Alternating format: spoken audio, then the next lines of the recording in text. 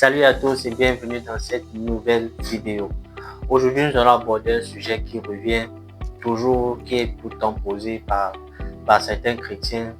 Faut-il être parfait pour plaire à Dieu? Ou est-ce que Dieu attend que nous soyons parfaits en tant que ses enfants pour être utiles entre ses mains?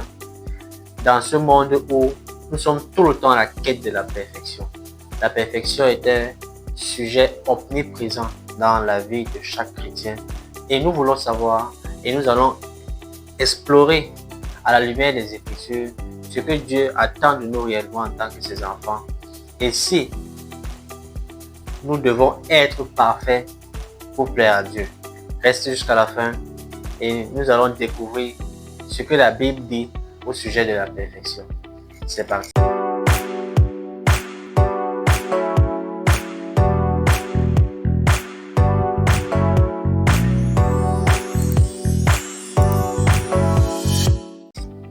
Pour répondre à cette question, est-ce que nous devons être parfaits pour être agréables aux yeux de Dieu ou est-ce que nous devons être parfaits pour être utiles entre les mains de Dieu?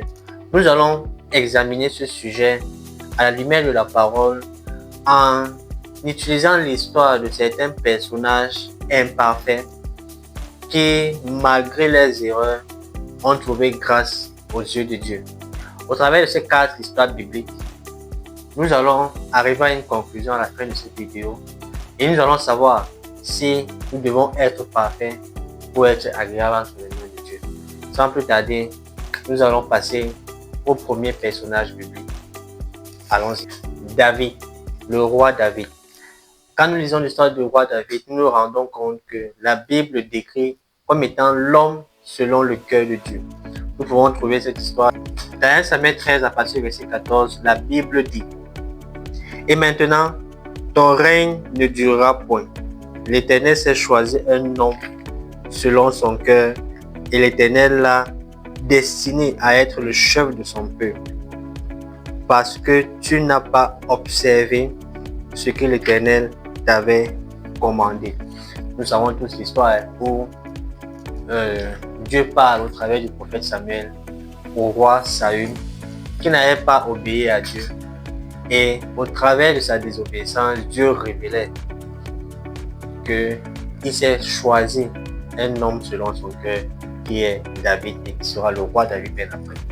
Mais ce roi David, la Bible nous fait comprendre également quand nous lisons les Écritures qu'il a fait beaucoup d'erreurs graves. Dans 2 Samuel 11 par exemple, nous voyons une histoire où le roi David n'était pas là où Dieu l'attendait. Et parce qu'il n'était pas là où Dieu l'attendait, il s'est retrouvé en train d'admirer et de convoiter la femme d'autrui. Ici, nous savons que nous parlons de Bathsheba.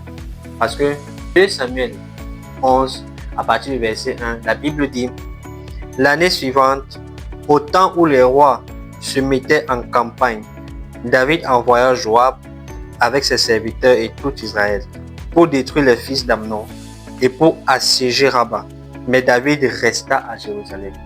Nous voyons aussi que c'était une période là où les rois se mettaient en campagne. Mais David a décidé volontairement de déléguer cette tâche à Joab et il est resté à Jérusalem. Ça veut dire que David n'était pas là où Dieu l'attendait. Ce qui fait en sorte que le verset qui suit nous montre que parce qu'il n'était pas là où Dieu l'attendait, il a fait une erreur grave. Le verset qui suit nous montre que une nuit, quand il se promenait sur le toit de la maison royale, il a aperçu une femme qui était très belle de figure. Il a convoité cette femme, il a tué son mari qui est Uri et il a commis l'adultère. Maintenant, au travers de cette histoire, nous voyons à quel point David, qui était l'homme selon le cœur de Dieu, a commis beaucoup d'erreurs graves. Mais ce David-là également, la Bible nous fait comprendre qu'il s'est repenti de ses péchés. Dans le psaume 51, nous allons lire juste une petite partie, là où nous voyons où David se repent. sincèrement de ses péchés et il demande pardon à Dieu. Psaume 51, au chef des chants, psaume de David, lorsque Nathan, le prophète, vint à lui après que David fut allé vers Bathsheba. Ô Dieu, aie pitié de moi dans ta bonté, selon ta grande miséricorde, efface mes transgressions. Lave-moi complètement de mon iniquité et purifie-moi de mon péché. Vous pouvez lire la suite.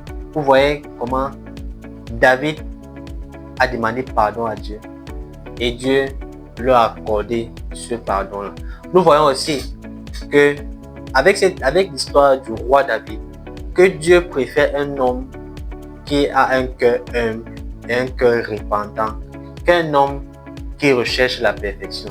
Ici, David ne recherchait pas la perfection, mais au travers de sa vie de péché et d'erreur qu'il a commis, il a pu revenir à Dieu de tout son cœur et demander pardon à Dieu, s'humilier devant la face de Dieu pour avoir encore grâce, pour trouver encore grâce à ses yeux.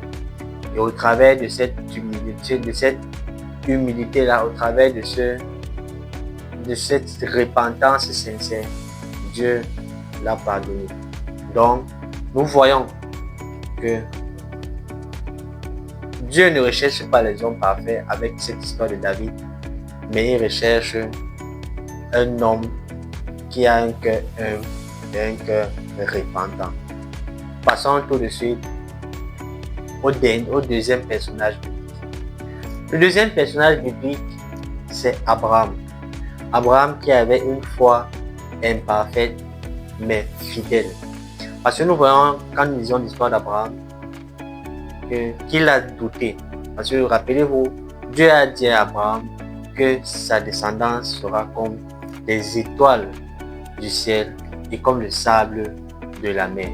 Mais après un temps, il a accepté l'offre de Sarah et il l'a couché avec Agar pour enfanter Ismaël. Vous voyez? Mais la Bible nous fait comprendre dans le livre de Romains 4, verset 3, que Abraham crut en l'Éternel et cela lui fut compté comme justice. Donc nous voyons que même quand ta foi est imparfaite, Dieu, lui, il considère cette foi-là et il décide de faire avec toi. C'est pour ça que beaucoup de chrétiens se disent que c'est fini, qu'ils ne peuvent plus trouver grâce aux yeux de Dieu. Parce qu'à un moment donné, ils ont douté de ce que Dieu a dit. Mais Dieu veut que tu reviennes vers lui dans toute l'humilité. Dieu veut que malgré ce doute que tu as eu quand il t'a parlé, il veut que tu reviennes vers lui, que tu reviennes à lui et que tu lui demandes pardon et que tu décides de marcher dans la vérité, dans ce qu'il t'a dit, avec foi et détermination. Dieu veut des personnes qui croient en ce qu'ils ont reçu de lui et qui décident de marcher avec foi, avec confiance, avec espérance dans ce que Dieu attend de lui, dans ce que Dieu attend d'eux. C'est pour cette raison qu'Abraham est le deuxième personnage biblique qui nous montre que malgré notre imperfection, même dans notre manière de douter de ce que Dieu nous dit et notre manière d'être impatient et d'essayer de dévancer Dieu, que malgré cette imperfection-là, Dieu, lui, il considère notre foi. Il considère le fait de ne pas abandonner, continuer à croire à ce qu'il nous a dit. Donc ici, Dieu ne recherche pas la perfection, mais il recherche des hommes qui continuent à croire à ce qu'ils ont reçu de lui, qui continuent à avoir de l'espérance, qui continuent à espérer que malgré tout ce qu'ils vivent, malgré la lenteur dans la réalisation de la prophétie de Dieu, un jour, Dieu va accomplir ce qu'il a dit. Dieu veut des personnes fidèles qui persévèrent dans la foi. Et passons maintenant à notre troisième exemple. Le troisième personnage biblique, c'est l'apôtre Pierre, le disciple imparfait, mais qui a été restauré. Vous vous rappelez bien de l'histoire, comment Pierre a régné Jésus 3 fois avant la crucifixion. Vous pouvez trouver le passage dans Matthieu 26, du verset 69 au verset 75. Vous allez lire cette histoire où Pierre a régné Jésus 3 fois avant la crucifixion, mais qui a reçu le pardon de Dieu. Après la résurrection de Jésus, il a reçu le pardon de Dieu. Vous pouvez voir cette histoire du pardon de Pierre dans Jean 21. Jean 21, à partir du verset 15 jusqu'au verset 19. Là où Pierre reçoit le pardon. Ici, avec l'histoire de Pierre, nous nous rendons compte que Dieu désire des gens qui ont un cœur repentant et qui décident, malgré leur imperfection, de toujours se rapprocher de lui. Ces hommes-là, Dieu les utilise. Malgré ton imperfection, si tu as un cœur repentant et si tu ne veux pas abandonner ta relation avec Jésus, ta relation avec Dieu, que malgré tes manquements, malgré tes faiblesses, tu n'abandonnes pas le Seigneur, tu as un cœur repentant. Dieu te préfère à une personne qui recherche la perfection tous les jours. Nous allons passer dès à présent au quatrième et au dernier personnage biblique. Le dernier personnage biblique, c'est la femme pécheresse. Quand nous lisons Luc 7 à partir du verset 35, nous voyons une femme qui est la femme pécheresse qui vient se coucher aux pieds de Jésus, qui lave les pieds de Jésus, qui essuie avec de l'huile et qui lave avec ses larmes. Jésus loue sa foi et son amour. Vous savez, c'est un passage vraiment intéressant qui touche vraiment le cœur et qui nous fait comprendre que Dieu a besoin des gens qui sont remplis d'amour et qui sont repentants, malgré son passé, malgré le fait qu'elle ait vécu une vie qui n'honorait pas Dieu. Elle a pu se rapprocher de Dieu au travers de l'amour qu'elle avait pour lui et un cœur repentant. Ça nous montre également que Dieu ne recherche pas des personnes parfaites, mais il recherche des personnes qui ont un cœur repentant, qui ont un cœur rempli d'amour pour lui, un cœur qui est prêt à payer le prix pour se rapprocher de lui davantage, payer le prix pour être une solution pour tous ceux que Dieu va amener vers eux, payer le prix pour être ce canal-là au travers duquel Dieu pourra passer pour toucher les vies, pour transformer les vies, pour édifier son peuple, pour exhorter son peuple. Dieu a besoin de ces personnes, plus que ceux-là qui recherchent la perfection jour après jour. En résumé, au travers de ces 4 personnages bibliques que nous avons examinés, nous nous rendons compte que Dieu recherche des hommes qui ont un cœur humble, un cœur rempli d'amour et un cœur repentant, plus que ceux-là qui recherchent la perfection. Aujourd'hui, la grâce de Dieu est disponible pour tous ceux qui veulent se rapprocher de lui malgré leur imperfection. Dieu ne recherche pas des hommes parfaits, mais Dieu recherche des hommes qui sont prêts à payer le prix, qui sont prêts à se donner à lui, pour qu'au travers de leur vie, Dieu se manifeste, Dieu se glorifie. Et cette personne-là, c'est toi, cette personne-là, c'est moi. Décide aujourd'hui d'être cette personne imparfaite qui se rapproche de Dieu pour être un canal, pour être une solution. Rapproche-toi de Dieu, tu lui présentes tes imperfections et il va transformer ces imperfections à quelque chose de glorieux qui sera utile pour le corps de Christ, qui sera utile pour ta famille, qui sera utile pour tous ceux qui se rapprochent de toi. Décide aujourd'hui de te rapprocher de Dieu, malgré ton passé, malgré le fait que tu penses que tu n'es pas digne. Personne n'est digne de se rapprocher de Dieu.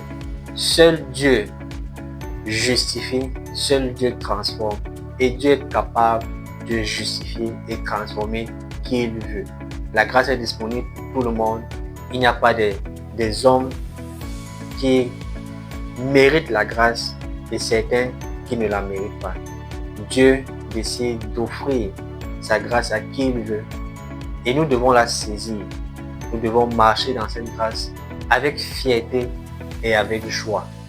Aujourd'hui, reçois la grâce du Seigneur et rapproche-toi de lui malgré ton imperfection.